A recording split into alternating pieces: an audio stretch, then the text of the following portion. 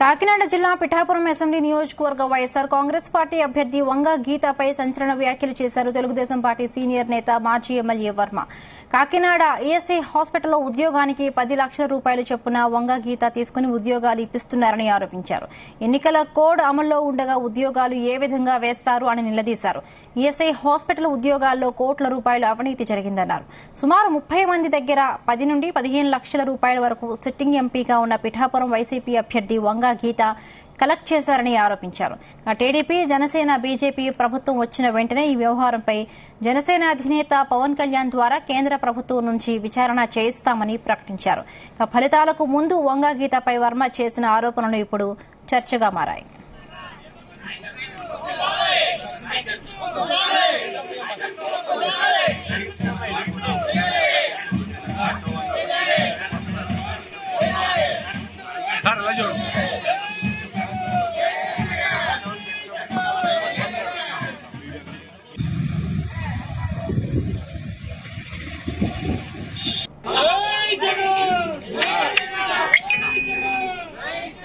ఇదే అంశానికి సంబంధించి మరిన్ని పూర్తి అప్డేట్స్ మా ప్రతినిధి ప్రసాద్ అందిస్తారు. ప్రసాద్, చెప్పండి, వంగ గీతపై వర్మ చేసిన కామెంట్స్ చాలా హాట్ టాపిక్ గా నిలిచాయి.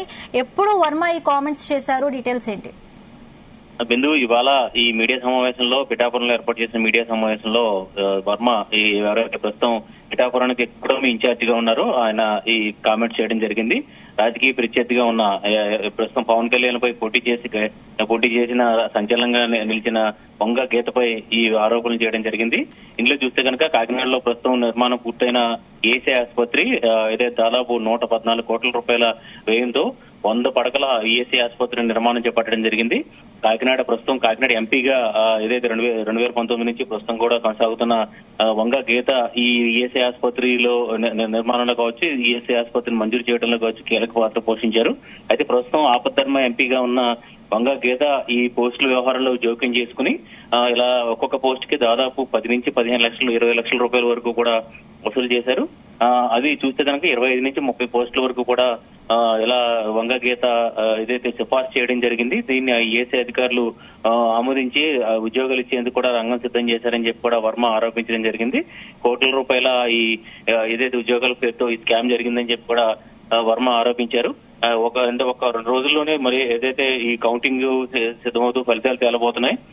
ఏదైతే పవన్ కళ్యాణ్ కు గట్టి పోటీ ఇచ్చినా, లేదంటే ఏదైతే వైసీపీ తరఫున బలమైన అభ్యర్థిగా ఉన్న ఏదైతే వంగ గీతను టార్గెట్ చేస్తూ వర్మ ఈ ఆరోపణ చేయడం అనేది చర్చనీయాంశంగా మారింది. ఇందులో చూస్తే కనుక ఇటు వంగ గీత నుంచి ఈ వ్యవహారంపై ఇంకా ఎలాంటి స్పందన లేదు. బహుశా ఆమె కూడా ఏదైతే ఈ మీడియా సమావేశం ద్వారానే కౌంటర్ ఇచ్చే అవకాశం అయితే ఉంది. అయితే ఈ వర్మ పవన్ కళ్యాణ్ ని కూడా ఈ ఇష్యూలో ఇన్వాల్వ్ చేయడం అనేది ఆసక్తికరంగా మారింది. ఎందుకంటే పవన్ కళ్యాణ్ ఈఎస్ఐ అనేది ఇప్పుడు ఏదైతే కార్మికులకు సంబంధించిన ఆసుపత్రి కావడంతో, ఇది కేంద్ర ప్రభుత్వ ఆధ్వర్యంలో, కేంద్ర కార్మిక శాఖ ఆధ్వర్యంలో నిర్వహించే ఆసుపత్రి కావడంతో పవన్ కళ్యాణ్ ద్వారా కేంద్రానికి ఈ విషయాన్ని ఫిర్యాదు చేసి ఏదైతే ప్రభుత్వం ఏర్పడిన వెంటనే తాము ఇదే చేస్తామని చెప్పి కూడా వర్మ ప్రకటించడం జరిగింది. అదేవిధంగా కొంత ఏదైతే సెటైర్ గా మాట్లాడుతూ కూడా ఏదైతే ఆంధ్ర కౌంటింగ్ సంబంధించిన తర్జన భర్జనలో, అదేవిధంగా టెన్షన్ లో ఉంటే మాత్రం వంగ గీత మాత్రం గత కొద్ది రోజులుగా హ్యాపీగా ఈ పని చెక్కబెట్టారని చెప్పి కూడా వర్మ ఆరోపించడం జరిగింది. మొత్తమే చూస్తే కనుక ఏదైతే ఈ కూటమికి బలమైన ప్రత్యర్థిగాను నిలిచి ఏదైతే ఇటు వరకు చూస్తే కనుక పవన్ కళ్యాణ్ మధ్య, అదేవిధంగా వంగ గీత మధ్య ఎలాంటి మాటల యుద్ధం అనేది జరగలేదు. టీడీపీ ఇన్ఛార్జ్ గా ఉన్న వర్మ మాత్రం ఇలా వంగ గీతను టార్గెట్ చేయడం అనేది చర్చనీయాంశంగా మారింది. ఇందులో ఆధారాలు చూస్తే కనుక తాము ఏదైతే కేంద్ర కార్మిక శాఖ ఈ వ్యవహారంలో ఈ మొత్తం ఈ కంప్లైంట్ ని కూడా పంపిస్తామని చెప్పి కూడా వర్మ ప్రకటించారు. ఏసీ డైరెక్టర్ దీంట్లో జోక్యం చేసుకోవాలని కూడా చెప్పడం జరిగింది. నిర్దిష్టమైన ఆధారాలు మాత్రం, అంటే తన వద్దకు ఫిర్యాదులు వచ్చినాయి, ఇలా 15 లక్షల రూపాయల వరకు కూడా అడుగుతారు. జనరల్ గా ఇప్పుడు ఈఎస్ఐ హాస్పిటల్ పై అయితే ఈ ఆరోపణలన్నీ చూస్తే ప్రధానంగా ఈఎస్ఐ హాస్పిటల్ చుట్టూ తిరుగుతున్నాయి. దానికి సంబంధించి మరి ఈఎస్ఐ హాస్పిటల్ వాళ్ళ నుంచి ఏమైనా ఫిర్యాదులు రావడం కానీ, అలాగే ఇప్పుడు వంగ గీత నుంచి కూడా ఎటువంటి రెస్పాన్స్ రాలేదని అంటున్నారు మీరు? ఖచ్చితంగా, ఎందుకంటే వంగాగీత ఇంకా ఈ వ్యవహారంపై స్పందించలేదు. ఏదైతే ఇప్పుడు ప్రస్తుతం కూడా దాదాపుగా కౌంటింగ్ మూడ్ లోకి వస్తున్న నేపథ్యంలో ఆ ఏర్పాట్లో నిమగ్నమయ్యారు. ఏజెంట్లకు సంబంధించిన ఖరారు చేయడం, అదేవిధంగా ఇతర ఏర్పాట్లో కూడా రాజకీయ పార్టీలు కావచ్చు, పోటీ చేసిన అభ్యర్థులతో కూడా నిమగ్నం అవడం జరిగింది. అయితే ఇందుకు చూస్తే కనుక ఈఎస్ఐ ద్వారానే, ఈఎస్ఐ డైరెక్టర్ ద్వారా ఈ నియామకాలన్నీ కూడా జరుగుతాయి. వాస్తవాన్ని చూస్తే కనుక ఇలాంటి పోస్టులు అంటే ప్రస్తుతం ఈఎస్ఐ కాకినాడ ప్రభుత్వ ఆసుపత్రి ఈఎస్ఐ హాస్పిటల్లో ఏదైతే నియామకం జరుగుతున్న ఈ పోస్టులన్నీ కూడా కాంట్రాక్ట్ ప్రాతిపదికన వికాస ద్వారా నియామకం జరగాల్సి ఉంది. కానీ వంగాగీత సిఫార్సు లేఖలతో అంటే ఇంకొక దాదాపు చూస్తే కనుక ఒక 2 రోజుల్లోనే మొత్తం ఈ పదవీ కాలం కూడా ముగియబోతుంది. ఎందుకంటే 4వ తేదీన కౌంటింగ్ పూర్తయిన వెంటనే 5వ తేదీ నుంచి కూడా కొత్తగా ఎంపీలు కావచ్చు, లేదంటే కొత్త ప్రజాప్రతినిధులంతా కూడా కొలువు తీరుతారు. ఈ నేపథ్యంలో కొద్ది రోజులుగా వంగాగీత అయితే, ఎందుకంటే తనకు ఇక్కడ పలుకుబడి ప్రస్తుతం వంగాగీత సిట్టింగ్ ఎంపీగా ఉన్న నేపథ్యంలో తన పలుకుబడిని ఉపయోగించి ఇక్కడ పోస్టులు వేయించుకున్నారు. దానికి సంబంధించి కూడా డబ్బులు కూడా వసూలు చేశారని కూడా చెప్పడం జరిగింది.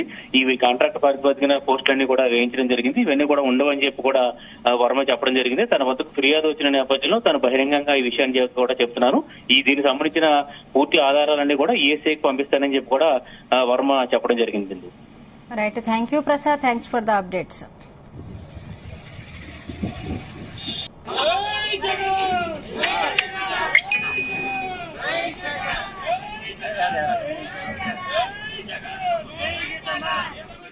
అసలు ఎవరన్నా ఎలక్షన్ ఏమవుద్ది, కౌంటింగ్ వచ్చేస్తుంది, ఆ గుడికి వెళ్దాం, ఈ గుడికి వెళ్దాం, దేవుడు ఆశీస్సు తీసుకుందాం అని చెప్తారు.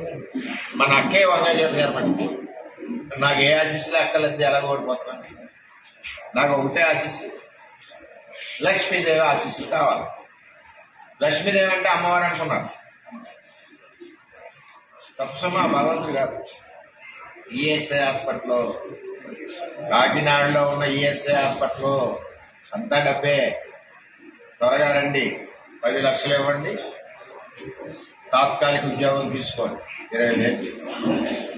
ఇవే క్యూలు.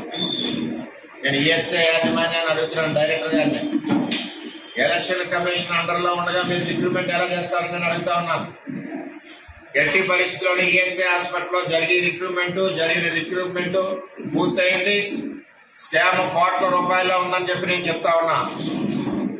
మా దగ్గర పోటీ చేసిన వైఎస్ఆర్సీపీ అభ్యర్థి, ఆపద్ధర్మ ప్రభుత్వంలో ఉన్న ఎంపీ అభ్యర్థి వంగాగీత అక్కయ్య గారు ఈ కార్యక్రమంలో ఉన్నారు.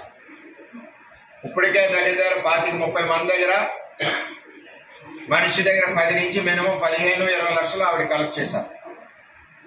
నేను ఒకటే అడుగుతున్నా ఈఎస్ఐ డైరెక్టర్ గారు, మీకు భాగస్వామ్యం ఉందా ఈ అవినీతిలో? కానీ సిఫార్సులు మీరు ఆమోదిస్తున్నారా? ఇది తేలాలి. రేపు మా ప్రభుత్వం వచ్చినప్పుడు పవన్ కళ్యాణ్ గారి ద్వారా ఎంక్వైరీకి కేంద్ర ప్రభుత్వం నుంచి ఆదేశిస్తాం.